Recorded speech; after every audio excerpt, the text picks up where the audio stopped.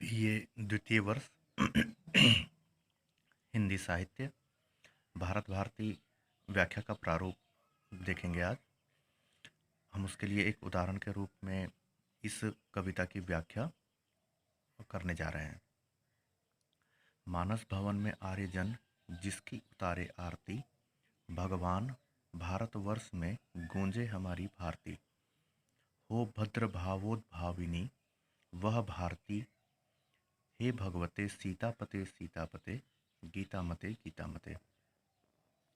अब यह जो कविता है इसका संदर्भ, जैसा कि हमने पिछली क्लास में भी बताया था कि संदर्भ में हमें भारत भारती यह जो कविता है वह किससे ली गई है और इसके कवि कौन है, इसके बारे में हमें बताना होता है।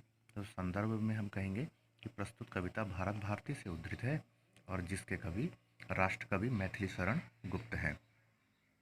हमें यहाँ ध्यान रखना है कि राष्ट्रकवि मैथिली शरण गुप्त हम जरूर कहेंगे क्योंकि यह इनकी एक उपाधि है जो महात्मा गांधी ने इन्हें दी थी।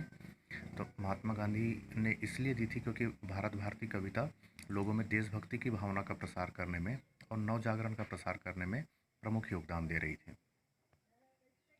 प्रसंग में हम देखेंगे कि यह जो उपरोक्त कविता दी गई है इसकी विषय वस्तु मुख्य रूप से क्या है। तो यहाँ पर हम देखते हैं कि मैथिली शरण गुप्त जी ने प्रार्थना की है कि भारतवर्ष में भारत की श्रेष्ठता गूंजती रहे, अर्थात भारत की जो विशेषताएं हैं वह सभी भारतीय नागरिकों को पता होनी चाहिए। भारत भारत के नागरिकों से ही बना हुआ है, इसलिए जब हम कहते हैं कि भारत की श्रेष्ठता गूंजे, अर्थात भारतीयों ने जो योगदान दिया है वह श्रेष्ठता सभी भारतवासियों को पता होनी चाहिए। व्याख्या में हम देखेंगे कवि यहाँ मैथिली शरण गुप्त यह कह रहे हैं कि भारतवर्ष में उत्तम चरित्र वाले आर्यजन अंतर मन से जिसकी आराधना करते हैं।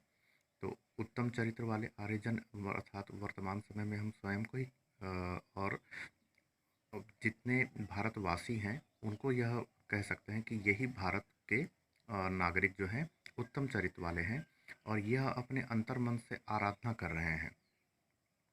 और वह आराधना कैसी है जिसमें वह आराधना है जिसमें भारत की ही श्रेष्ठता का प्रचार प्रसार हो और इस भारतवर्ष में वह भारती का स्वर गूंजे और सर्वत्र व्याप्त हो जाए, अर्थात सभी को वह जो श्रेष्ठता है वह जानकारी हो जाए कि किस तरीके से भारतवर्ष में इससे पहले भी श्रेष्ठ नागरिक हुए हैं और वर्तमान समय में भी वह श्रेष्ठ नागरिक किस तरह से भारत की स्वतंत्रता आंदोलन को आगे बढ़ाने का कार्य कर रहे हैं और विद्या का प्रकाश फैल जाए, अर्थात कहीं ना कहीं अंग्रेज के प्रति हम जागरूक हो जाएं और हम अपने सामाजिक विषयों, आर्थिक विषयों, राजनीतिक विषयों सभी में हमें यह पता हो जाए कि हमें किस ओर जाना है।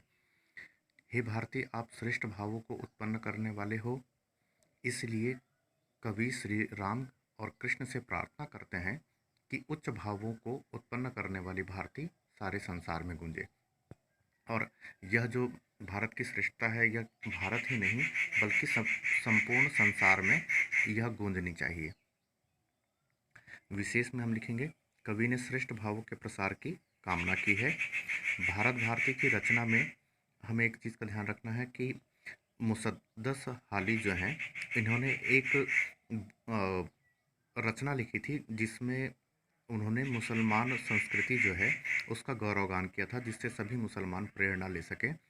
इसीलिए जो राजा रामपाल सिंह हैं इन्होंने मैथिली शरण गुप्त से अनुरोध किया कि जैसे मौलाना हाली के मुसद्दस की रचना हुई है वैसी ही पुस्तक आप हिंदुओं के लिए भी लिखिए।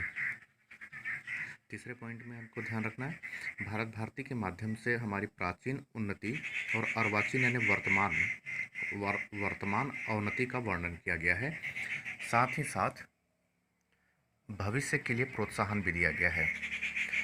और जैसा हमने पहले भी उल्लेख किया कि राष्ट्रकवि की उपाधि महात्मा गांधी ने भारत भारती लिखने के कारण ही मैथिली शरण गुप्त को दी थी। और जो उपरोक्त कविता है इसमें अंत्यानुप्रास है और भाषा सरल और सुबोध है। अंत्यानुप्रास कहते हैं जैसे यहाँ पर भारती लिखा है इस पंक्ति में, अंतिम शब्द। वैसे ही द्वितीय पंक्ति में अंतिम शब्द है भारती।